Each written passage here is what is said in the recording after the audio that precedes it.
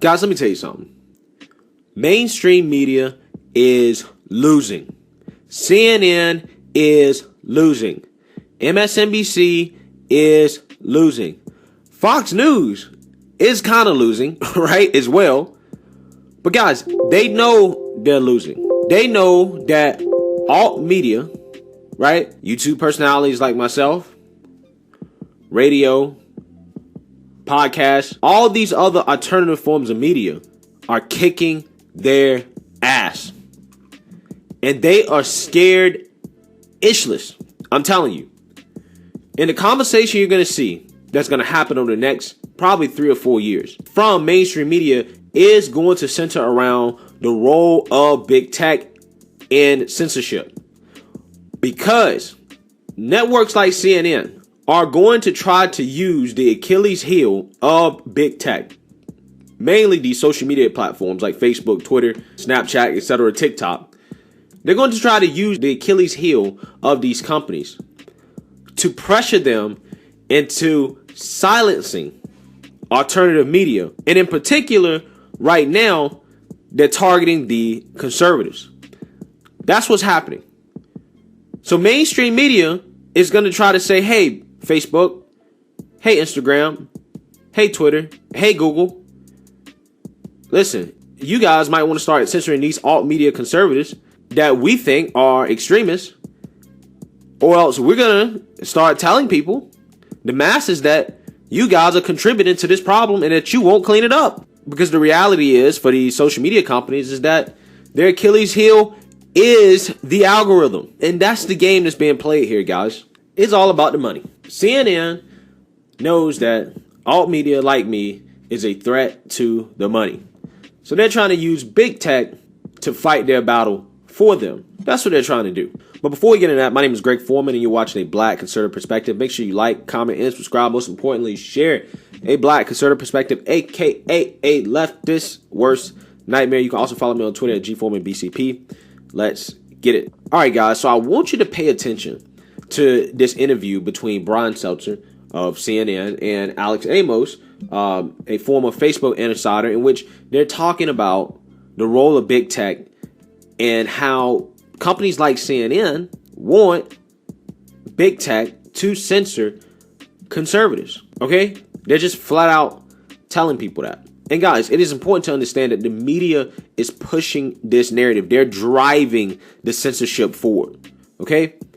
And because of that, this is probably the most important conversation to pay attention to for the next 3 to 4 years, because this is just the beginning. So it's super important that conservative voices like myself and others pay attention to this conversation and fight back. So let's go ahead and get into this video, and I will pause it when I need to interject my opinion.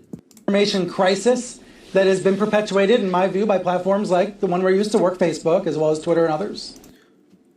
All right, so pay attention to the question here. What he's saying is that how much responsibility does platforms like Facebook and Twitter and big tech take for what is currently happening? It's a loaded question to try to frame the conversation around big tech needs to fix this. Let's talk about how you're going to do it. It's really hard because what's happening is people are able to seek out the information that makes them feel good. That is what's happening, is that people have so much choice now. They can choose what their news sources are. They can choose what influencers they want to follow. What he's talking about here is the algorithm. And this is why I said that the algorithm is the Achilles heel of big tech, particularly these social media companies. And the fact that the algorithm, at the very least, contributes, if not drives, the polarization of our political spectrum is the heart of what CNN is trying to get at here. They're trying to create the narrative that big tech is responsible for fixing this problem. And they can try to seal out anything that helps them question that. And I think that gets to a really core issue with how our freedoms as Americans and the way we've treated press freedom in the past is being abused by these actors. In that we have given a lot of leeway, both in the traditional media and on social media, to people to have a very broad range of political views. And it is now. Well, if people have a broad range of political views, what's wrong with that? Is the left not the party of diversity? But see, this is not surprising to me because I already knew that the left was never the party of diverse opinions. They are the party of diverse skin colors, not diverse ideas. Now in the great economic interest of those individuals to become more and more radical. And I think that one of the places you can see this is on the fact that you now have competitors to Fox News on their right, OANN Yes. and Newsmax, which are carried by all the major cable networks, who are. And again, you see how he's framing this? He's framing it as if it only happens on the right. Doesn't networks on the left like TYT exist because MSNBC is not left enough for the progressives? So is this same kind of extremism that you're pointing out here not happening on both sides when it comes to media? There's so many people on the left in the media. The left is backed by corporate America.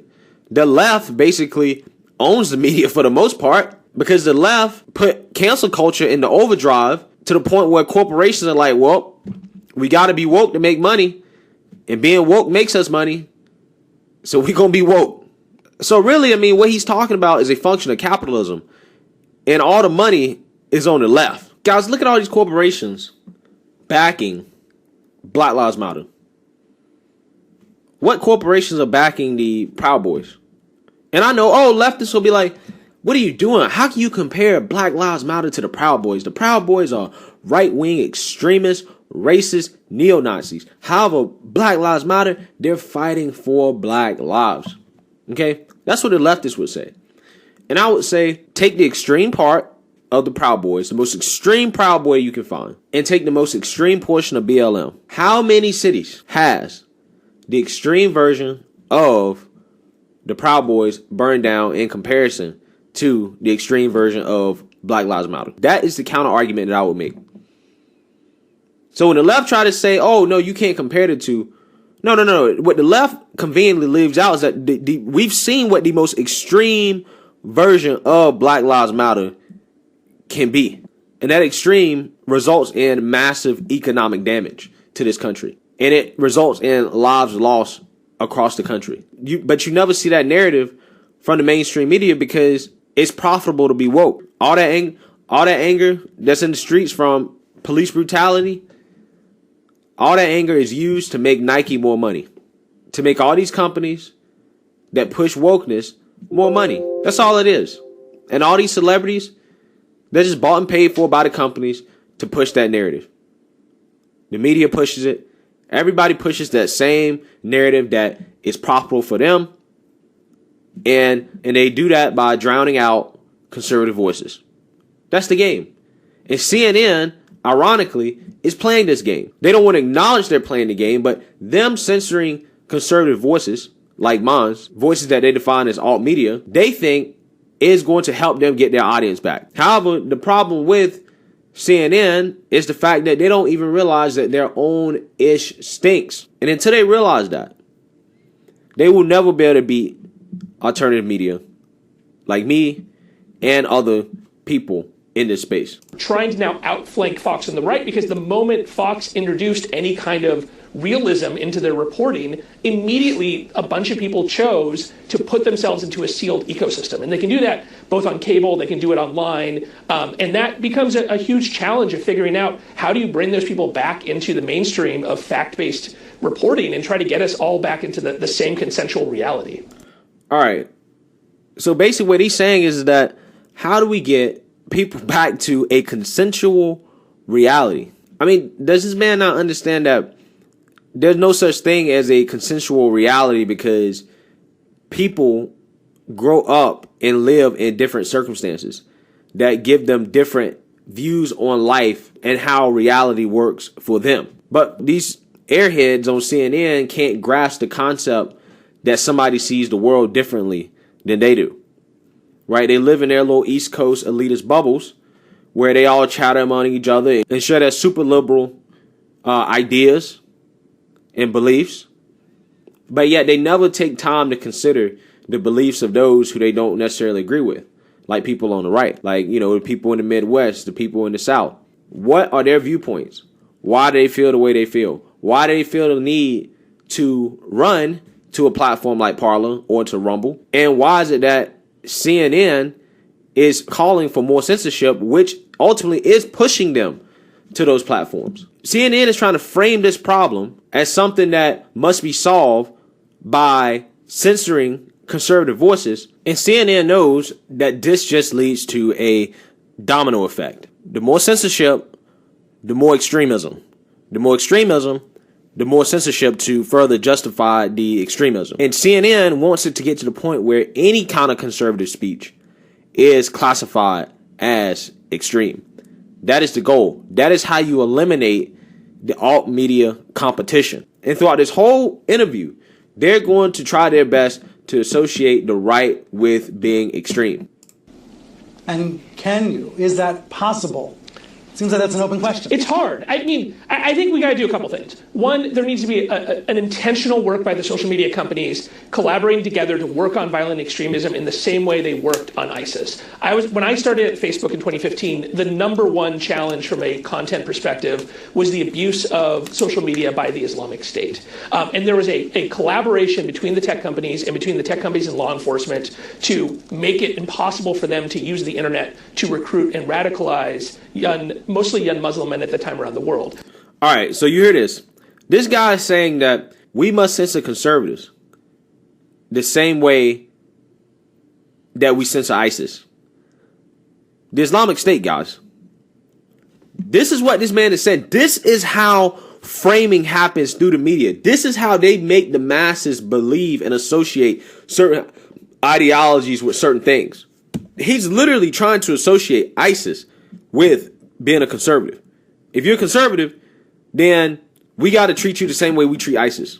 Guys, this is what's happening. And this is why I have to tell people that I pay attention to all media, including the mainstream media, because we have to fight against these narratives. These are narratives that we have to fight back against directly. We cannot let these people freely push this narrative that the right is like ISIS, okay, to a group of people, to the masses, unobstructed, with no dissenting opinion, without trying to get our opinion into that conversation. Because that's going to leave a large amount of people to believe that any conservative voice is a dangerous threat to society. That conservatism is a dangerous threat to society. So this is why we can't just run to other platforms and say, oh no, we don't need to be on Twitter. We don't need to be on Facebook. We don't need to be on... No. We need to fight to be on those platforms, and we can still have those other alternative platforms as well. However, we need to fight to be on the mainstream platform because our voices need to be heard by other people. We need to make our opinions heard on the other side. We have to. Because otherwise, look at the narrative that they're pushing, guys. You think this is going to end up good for us? This is what they want to happen.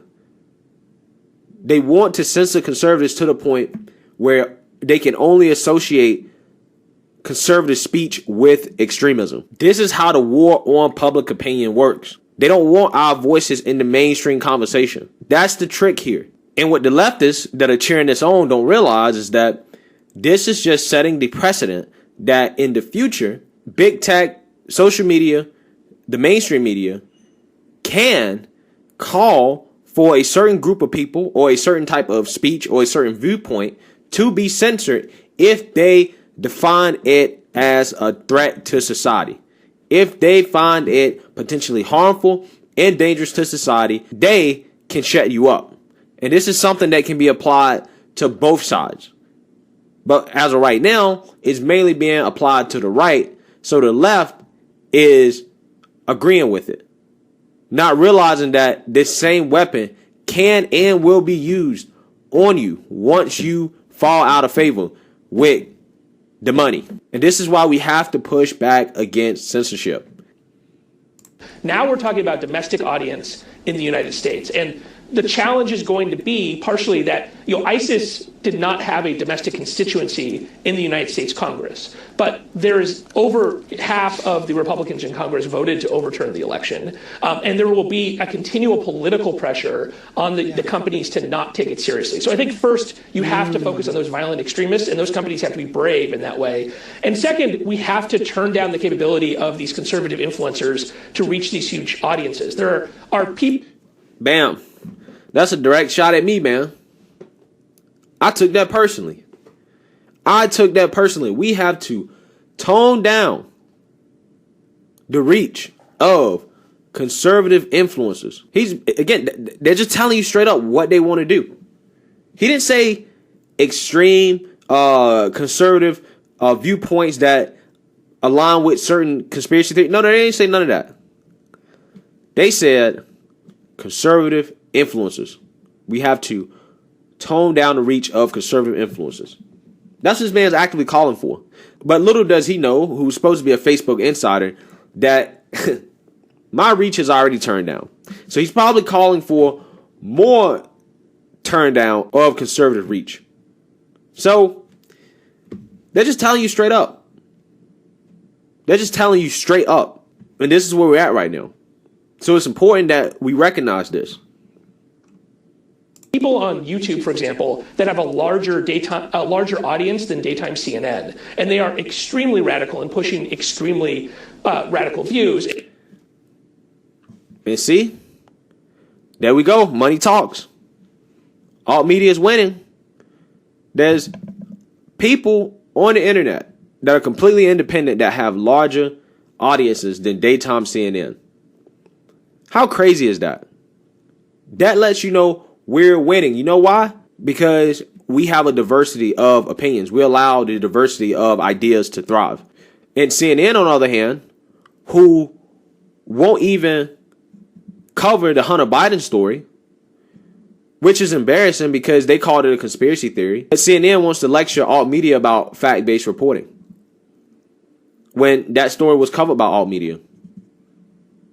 Wasn't covered by CNN, and that was a legitimate story. The son of who's going to be a sitting president may be having some illegal business dealings with China that could possibly have influence in this country because his son was basically caught selling influence in Ukraine. This is something that it should at least be covered, and CNN decided not to cover it, but yet they're trying to lecture people about fact-based reporting. And that's why I say CNN won't acknowledge that their own ish stinks. They won't do it. The goal right now is to put the responsibility on big tech and everybody else. That's what CNN is trying to do. They're trying to use big tech and these telecommunications companies to fight their battle.